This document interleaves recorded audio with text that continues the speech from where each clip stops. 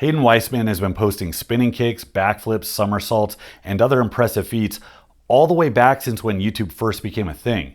The man has dedicated his life to mastering his body by engaging in martial arts and gymnastics, teaching himself how to Olympic lift, and occasionally doing a bench press or two. Now he's recently focused his attention to powerlifting. His impressive skill set has helped him quickly become a contender for the highest honors in the sport, and he's beaten out many other specialized powerlifters by posting a total that is a pubic hair shy of 10 times body weight. As someone myself who comes from a sport where lifters have had EMTs called from sneezing with their belt on too tight, I am both fascinated and terrified by this man. Lifters have gotten so used to conserving energy for recovery and taking every step to prevent their trend ballooned muscles from popping like bubble wrap during warm-ups that they've come to see walking on uneven terrain as an unnecessarily risky endeavor. Friends are walking through the rock garden on their way to Starbucks? No thanks, I'll walk around. I have a meet coming up. In fact, I've actually been so injury prone in my preps in the past that I plan on being wheeled into my next meet on a dolly like Hannibal Lecter. Risk management among many top-level powerlifters can get excessive,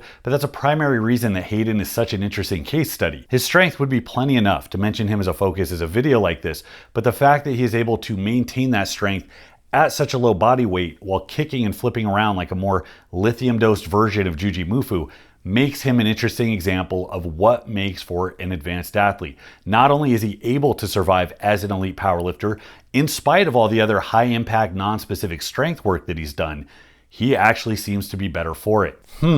Shit that makes you better as a powerlifter that powerlifters hate doing. I feel like we've been here before. 300 deadlift, which has plagued me in comp for ages. Longish hold at the top, no straps. Easy enough, so I'm pretty confident with 300. Now, bear in mind, I'd also deadlifted with straps 342 at home. And then this is where I make the corny joke that there must be something in the water. And then 500 people post in the comments, yeah, D-ball. Then I get mad and start deleting comments, and then you all accuse me of being basically blaha, and the cycle of triggering continues. Now, I actually engage with a lot of people from that part of the world. You sound like you're from London. From my time spent in strongman, there is an unreasonably robust strength culture that exists on what is essentially an island the size of Michigan. I don't know, in a world where Pluto is too small to count as a planet, I'm not entirely sure the UK should count as a country, but I digress. The point is the number of 400 kilogram deadlifters per capita is absolutely insane. And guys, aside from being a really nasty athlete, I am featuring Hadyn because we are both represented on the Boostcamp app. Hadyn has an absolutely free program called the Absolute Athlete, which we will be covering later in the program, that takes powerlifting principles that he follows on his path to developing a world record total, and it mixes it in with some bodyweight movements that challenge your coordination, your flexibility, the mastery of your own body weight. So I wanted to cover this because it is an interesting perspective of how other types of athletes get really effing strong, and we can learn from all of them. So thank you so much to Boostcamp for sponsoring this, and the link to Hadyn's absolutely free program is in the link below, so check it out. Like everything else, Hadyn's success is going to be a mix of life circumstances and genetics. Now, it's obvious that he was interested in physical performance at an early age, and there is something special about focusing your efforts on like calisthenic, gymnastic, bodyweight type stuff, because you can do it anywhere at any time. So with the hyperactive youths who can't sit still for the life of them, they have the opportunity to practice things like L-sits and handstands in all of their time off instead of sitting around like foie gras, bloating up while they wait to recover for their next gym session. So the training effect accumulates faster and more consistently. It also reminds you that you have to keep your goddamn body fat down. If you are in the habit of accepting increases in your waistline and cholesterol as a necessary trade-off of getting 0.2% more powerful, your next attempt at a double backflip is going to go off just like pole dancing nationals when Peaches didn't wipe all of the excess cocoa butter off her thighs. It's going to be hard to stick your landing when you're breathing through a straw. The deep engagement that this type of work creates with your body is deeply beneficial to elite performance in strength sports. This is something I've beaten into the ground for a long time now because so many people today who find powerlifting and other strength sports later in life are also the ones who lost a ton of ground by slacking off on physical activity in their most formative years. So many of the self-identifying female powerlifters that speckle your IG Reels feed were the same girls who would complain about cramps to get out of running the mile in PE.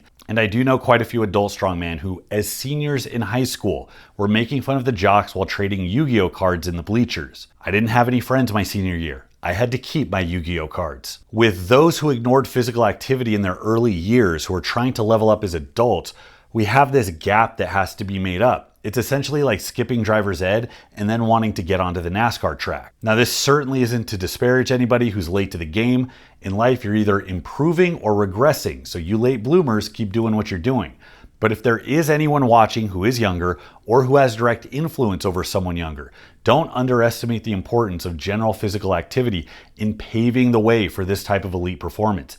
Having physical activity to obsess over as a kid, any physical activity, is just as helpful as learning to speak a language when you're young. You can do it while you're a child and thus gain the ability to learn any language at any point later in life, or you cannot, and you can end up like some kind of feral cat who gives people a confused look when it gets yelled at for shitting on the couch. So it's not shocking to me at all that somebody with this diverse a skill set would take up something like powerlifting and become competitive on a world stage in such a short period of time. Remember, programming cycles go from broad to narrow. If you're starting narrow without any desire to build a base of physical development, you're not entirely serious as a lifter, and your workouts in your powerlifting singlet make you about as legit as the Make-A-Wish kid who got to cosplay as Batman at the end. Too soon? Too soon? Now, obviously, it's not all environment and picking up things while you're young. Obviously, there is a genetic component. You're not going to set a 10 times body weight total without a frame that can accommodate it, and you certainly won't end up top 100 in your class 3 years in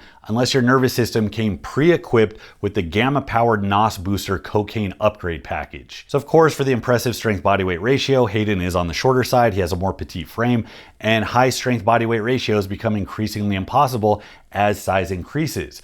The extreme that's always given is an ant on one end, which can lift 50 times its body weight, or an elephant on the other end, which can barely handle its own weight. And this is where we insert the meme that there's no weight classes in the jungle. But I digress. He has a smaller frame and he makes the most out of it by keeping himself lean and by training his ass off. And that's like the minimum viable product for creating a top 165 powerlifter. So with all of that, he also has what appears to be some innate explosive ability, given the type of shit that he was pulling off at a very young age. There were a ton of hyperactive athletic kids that were built like toothpicks back in the day, but very few of them could do the type of stuff that Hadyn was doing in his teenage years. If Hadyn was born in a poor communist country in the 1980s, he absolutely would have gotten scooped up by the Olympic recruiter van looking for talent to represent the motherland. So if you take these variables and smash them together, 1, a commitment to being great physically, along with 2, a frame that can actually accommodate a very high strength body weight ratio, and 3, leverages that allow him to make very good use of the lifts, what you have is the potential for a world-class powerlifter who can also do a bunch of other really cool shit. As far as range of motion gaming, there actually isn't a lot of that here. Observing Hadyn's lifts, he takes his squats deep, his bench press, even with the arch, moves through a pretty substantial range, and he's a pretty adept sumo puller, but not in the way that I would normally make fun of. I know this is usually where I would talk shit about his sumo pull and point out how upright he is at the start and how it's a crappy test of strength, but a few things. First, notice the stiffness of the bar. Now, notice how fast he is off the ground without that spaghetti noodle whip that is featured in most elite deadlifts nowadays. And then notice that he locks the bar out, not on his goddamn kneecaps, but at a reasonable point across his thighs. Now, I could be negative Nancy and poo-poo his unenlightened Philistine approach to deadlifting, but even with his advantages in that lift, moving over 700 pounds off the ground in that setup with that much speed, not easy for anybody. So this is where his explosiveness and his talent really shines through. There's no way around it. Hadyn is really goddamn strong. So now let's go ahead and break apart Hadyn's program, the Absolute Athlete, which is free, entirely free on the Boostcamp app. Guys, I'm really excited to announce a Barbell Apparel collaboration that we did. We have this shirt, the Strength Conquers shirt. For those of you guys who've been around, you know that this is a throwback to some of the first shirts I ever did. We also have the brick by brick variant, and you can get both of those by clicking on the description below. Also, Barbell Apparel restocked their super popular ultralight Phantom tank tops, so don't forget to check those out. While you're there, get those before they run out again. So getting into Hadyn's 3-day program, a couple things stand out. First of all, benching and squatting are done for higher frequency. They're done twice per week. They're alternating workouts with top singles followed by back off sets into volume work on the opposing day. So the idea is deads are harder to recover from. That's something I found to be true, but that does vary a little bit from person to person. Hadyn's reasoning is that squats are going to help with deads anyways. For many people, they will. For some, they won't. That's just something to keep in mind. But the alternating of intensity and volume is a very commonly used approach. It's a good way to get the most out of the main lifts as developmental movements. And in a program like this, that's really important because they are not dedicating a ton of time to specific development. So remember that this is for people who are intermediate and who are interested in having a more well-rounded athletic skill set. So the workouts are pretty minimalist. You're going to have benching, squatting, and deadlifting spread over the 3 days. You're going to have things like dips and pull-ups and a little bit of accessory stuff. And then you're going to have the bodyweight stuff, planks, inchworms, and so on that are there to help foster some coordination and make you a little bit more well-rounded athletically. So because our goals don't converge on one thing, we have to be careful where we put our eggs, which baskets our eggs go into. So we have to get the most bang for our buck when it comes to each thing we do include in our training, especially when you're on a 3-day-a-week program. And this really does that. This is a really good way to get the most, I think, out of these main movements as developmental lifts. Also, it's important to notice that this is an intermediate template. So if you don't already have a good amount of skill developed, if you aren't really comfortable with the movements, and if you're not that strong yet, this may not be really enough volume. Now, there's 2 ways to look at this. You can look at workouts as what happens right now in the training session to make you stronger. Think of the way that bodybuilders do. And there's a lot of talk even in strength training about, well, is this enough volume? I think it's more important to look at the progression, the rate of progression, where you ask, does this progress at a rate? Does the stress increase at a rate where I am going to have to adapt in order to keep up with it? I think that is a much more important question to ask than what is going on within each workout. You can absolutely get strong on a more minimalist, lower volume program, assuming that it follows a dedicated progression. So I really want to break this down because I think this is cool. This is a bit more indicative of what you will see with experienced lifters who are comfortable running through these type of progressions, these type of periodization splits. So we have up here the top singles. Now these vary based on lower and upper body movements. You'll notice the top singles for bench start at 85%, where for squatting and deadlifting, they start at 80%. Bigger dose of stress for your squats and deadlifts, so that makes sense.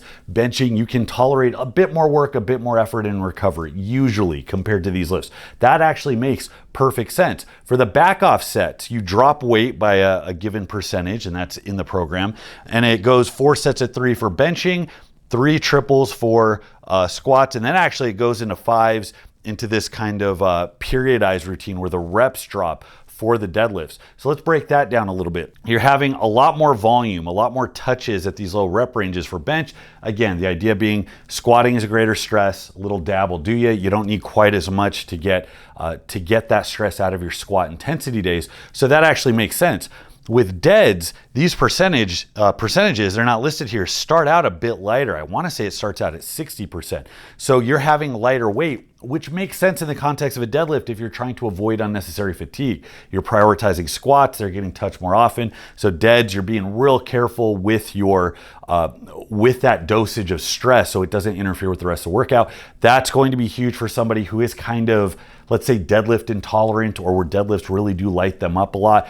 I fall into that camp. I have to be very careful when I do incorporate deadlift volume. So again, that's going to be very individual. There are some people that can swing away. There are some people that can go a bit harder with deads or prioritize them or increase the frequency, and they tend to be all right. Now, I think anybody is going to go through this, and if they follow the progression, it's not just can you do more work, is the arrangement of work reasonable in the context of everything else you're trying to do? Are you going to be able to meet all of your goals and see an even progression? So that's more important than, well, can I go harder here? If you go harder here, you're going to take something away from the rest of the workout. That's kind of important to understand. So if you follow this progression, I think it absolutely will lead to progress for anybody doing it. As you start to push farther, you have more deadlift specific goals, more powerlifting specific goals.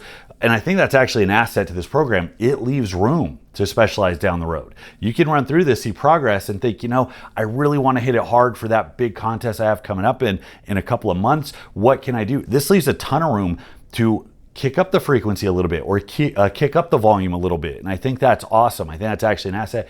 I think it's important to learn how to grow from doing a lot of work. I also think it's important to learn how to grow from smaller, more minimalist programs when time isn't really as available as you would like it to be, or when you have other goals that you're trying to focus on, as with this one. And what happens? You adapt to this, you get used to that mode of training. Once you skew the other way, it's a novel stress, you start growing again. So long term, that really works to your benefit. Now, these volume days, deadlift doesn't have a volume day, which Yeah, it's a little tricky. Most of you, you try to do 3 sets of 8, 3 sets of 6 in conjunction with this more strength specific work. You might have a hard time with deads. And again, I know I would experience that. With benching, a lighter percentage we're starting with, 60% as opposed to 65% on squats. But benching is starting higher volume. So it's a lighter weight for more volume. 3 sets of 8 at 60 as opposed to 3 sets of 6 at 65. I actually really like that maneuver. I see exactly why that's done the way it is. Once you start to get into higher reps with squats, you are much more limited by your cardiovascular abilities. You're much more limited by basic capacity and conditioning. And it becomes more of a test of like, can you recover in between sets? Can you catch your breath? Do you have enough endurance to last through those later reps?